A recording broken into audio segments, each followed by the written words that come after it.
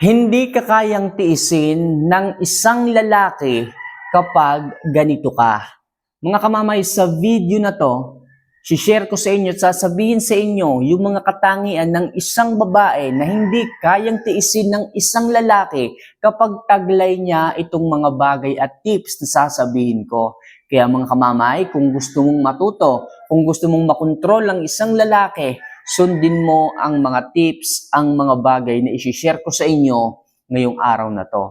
Kung gusto mo na hindi ka matiis, kung gusto mo na siya ang maghabol sa iyo, ito ang kailangan mong gawin. So mga kamamay, wag natin ito masyadong patagalin. If ever na nakapag-subscribe, nakapag-like, nakapag-comment na kayo dito, simulan na natin ang ating topic ngayong umaga na to. So mga kamamay, ano nga ba ang meron dapat sa isang babae upang hindi ka matiis ng isang lalaki? So number 1, kapag hindi ka nagpapabaya sa iyong sarili at nag-aayos ka. Ito mga kamamay palagi ang hindi mawawala sa tips ko. Napakahalaga nito bilang isang babae. Dapat natural na sa inyo ang tumingin sa salamin. Ang humarap sa salamin kada umaga. Kailangan nakikita nyo kung ano ba dapat kong i-improve sa sarili ko. Ano ba dapat ang kailangan kong baguhin. Hindi lang dapat i-improve, kailangan yung mga toxic nyong ugali, alisin din nyo. Okay? So bilang isang babaeng may partner, bilang isang babae na nasa relasyon, kailangan masyado kayong conscious sa inyong itsura. Okay? Kasi kung hindi ka masyadong nag-aayos, hindi ka masyadong nagpapaganda, hindi mo nile-level up ang sarili mo, ang skills, ang katangian mo, tapos toxic ka pa, nalolosyang ka na, tapos patoxic pa ng patoxic ang ugali mo, malamang sa malamang, matitiis ka ng isang lalaki. Pero kung nakikita ng isang lalaki na habang umiidad ka, okay, habang tumatagal kayo sa inyong relasyon, gumaganda ka pa rin, sumasarap ka pa rin. Sabi nga nung iba, hindi ka nagpapabaya sa sarili mo. Malamang sa malamang, ang isang lalaki hindi ka titiisin. Bakit? Bakit magtitiis pati ang isang lalaki kung okay ka, maganda ka, nag-i-improve ka? Laging iisipin yan na alagaan ka. Laging iisipin niya na mahalin ka. Laging iisipin niya na hindi ka pabayaan. Dahil marami ang maaaring mag-abang sa'yo. O maaaring nakaabang sa'yo kapag pinabayaan ka ng isang lalaki tapos nag-aayos ka, nagpapaganda ka. Kaya ang unang tip ko mga kamamay sa inyo, lagi niyong alagaan ng sarili. Huwag kang magpabaya. Yung itsura ninyo, i-improve ninyo. Hindi ko man hinihiling na bonggang-bonggang mag-makeup kayo. Yung tipong halos lahat ng parts ng mukha ninyo, lahat may makeup. Hindi. Ang sa akin lang mga kamamay, magsuklay kayo ng buhok, mag-ayos kayo, mapanatili ninyo ang kinis ng inyong mukha, magpulbo, mag-lip tint, mag-lip gloss, okay na po yun. Okay, yung tipong pag tumingin sa inyo isang lalaki, komportable kayo. Pinili kayo ng mga yan kasi meron kayong ganda na hindi nyo nakita sa iba. Yun ang inyong advantage pagdating sa ibang babae. Pero kung mapapabayaan nyo yun na po ang dahilan kung bakit maghahanap sila ng iba. Pero kung gusto mo na hindi ka tiisin ng isang lalaki, kailangan, unang-una, alagaan yung sarili ninyo, mag-ayos kayo, magpaganda. Okay?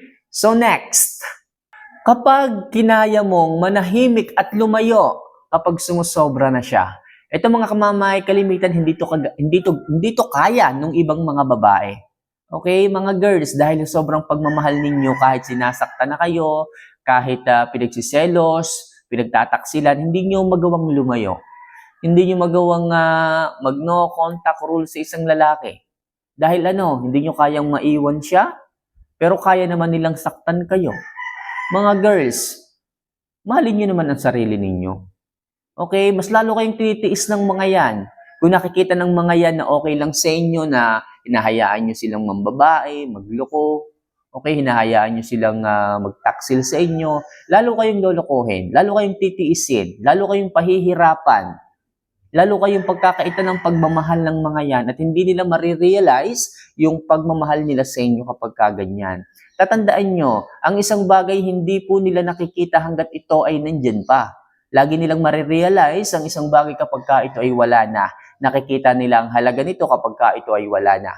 Kaya bilang isang babaeng may pagmamahal sa inyong sarili at gustong hindi kayo tiisin ng isang lalaki, dapat marunong kayong manahimik, lumayo kung alam niyong hindi na po kayo na-value ng isang lalaki ng tama. Okay? Kasi po pag lumayo po kayo sa isang lalaki, tapos hindi niyo na naman nararamdaman yung pagmamahal, tipong mas nagiging busy pa siya, na gumawa ng kalokohan, na gumawa ng kung ano-ano, na magbigay ng oras sa kanyang mga barkada, sa kanyang mga kaibigan, na makipag-inuman, 'di ba? So may mga lalaking ganyan eh. Okay, nakakalimot. Masyadong nag-i-enjoy sa ibang bagay. Tapos ikaw, itong nanlilimos ng oras, hindi pa mabigyan. Kung tutuusin, minsan nagtatanong ka eh, sino bang mas mahalaga? Akong asawa niyo o yung kanyang mga kaibigan na palagi naman yung binibigyan ng oras? Tapos ako itong nagdidemanda ng oras, ayaw pang bigyan. Minsan nakakapaisip yan mga kamamay. Kaya kung ako sa inyo mga kamamay, kung tinitiis kayo ng isang lalaki, dapat hindi nyo rin sila dapat tinitiis na magtiis kayo sa inyong relasyon. Dapat manahimik kayo at mag-no contact rule kung kinakailangan, lumayo kung nasasaktan. Kung hindi napapahalagahan sa ganyang paraan, dyan magigising. Okay, matatauhan ng isang lalaki na meron palang isang babaeng nagmamahal sa kanya, naghihintay ng oras pero hindi nabibigyang halaga. Kaya mga kamamay, huwag magdalawang isip na lumayo kung nasasaktan, sinasaktan, niloloko at pinagtataksilan.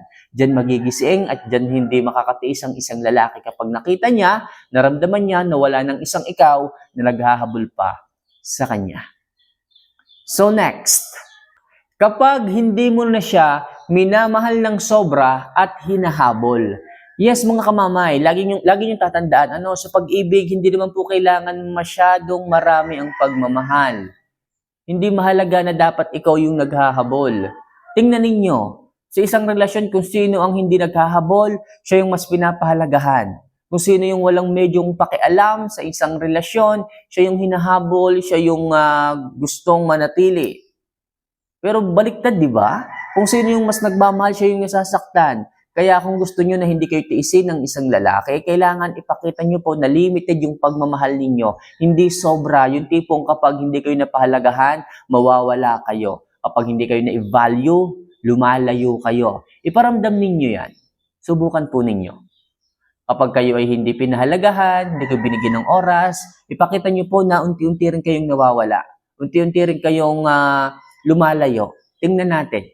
Sigurado akong isang lalaki ay mas magmamahal sa inyo. Ang isang lalaki ay magbibigay ng mas pahalaga sa inyo. Okay? Kaya mga kamamay, huwag niyo pong isagad ang pagmamahal. Tiraan niyo po ang inyong sarili. Kasi sa bandang huli, pag po kayo ay niloko, iniwan, nanabang sa inyo, naghanap ng iba, masyado kayong masasaktan. Baka masyado kayong malugmok kapag kaganyan.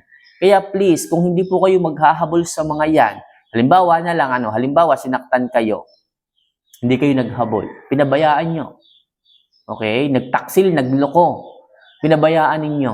Hindi kayo na-stress. Tingnan ninyo, after a few days, after 1 week, siya yung luluhod. Bakit? Kasi wala ka ng gana sa kanyang maghabol eh. So madaling sabi, pinabayaan mo na siya. Sa ganung paraan mga kamamay, nakikita ng isang lalaki na hindi worth it ang pagluha mo para sa kanya. Hindi worth it na manatili ka pa para sa kanya. Diyan niya makikita mga kamamay na mahalaga ka sa kanya. Diyan siya maghahabol. Diyan kanya hindi titiisin. Kasi mga kamamay, yung ibang mga babae diyan, maging totoo lang tayo dito. Sila na yung sinaktan, sila pa yung naghahabol. Sila na yung iniwan, sila pa yung nagmamakaawa. Kaya ang isang lalaki masyadong lumalaki ang ulo. Kaya ang isang lalaki masyadong nagiging mataas ang pride. Kasi ganyan ang inaasta ninyo, mali ang inyong reaksyon. Dapat, kung sino ang nanakit, siya ang magdusa.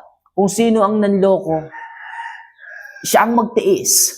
Hindi yung kung sino pa yung niloko, siya pa yung naghahabol eh. Mga girls, alam kong matatalino kayo. Alam ko na meron kayong utak pagdating sa mga bagay-bagay, pero bakit kailangan yung tiisin ang inyong sarili at hindi respeto? Mga girls, kung kaya nyo po na hindi magbigay ng oras o ng masyadong maraming pagmamahal at paghahabol sa isang lalaki, diyan tayo makakasigurado na hindi nila kayo kayang tiisin. Hindi nila kayang magtaas ng pride sa inyo. Tatandaan nyo yan mga kamamay. Okay? And last, huwag palaging magparamdam at maging available. Yes, mga kamamay, huwag masyadong maraming oras sa pagpaparamdam. Huwag tawag ng tawag. Wag video call ng video call. Wag laging nakaabang sa isang lalaki. Wag laging hintay ng hintay. Imbes na mag-self-improve. Imbes na magnegosyo. Imbes na magtrabaho ng maayos. Okay, anong ginagawa ninyo? Nakaabang. Tawag kayo ng tawag. Okay, after 1 hour, lagi niyong ina-update ng isang lalaki. Wag ganyan. Kapag kasi ganyan mga kamamay, tinitiis na kayo at hindi na kayo bibigyan ng halaga ng mga yan. Bakit?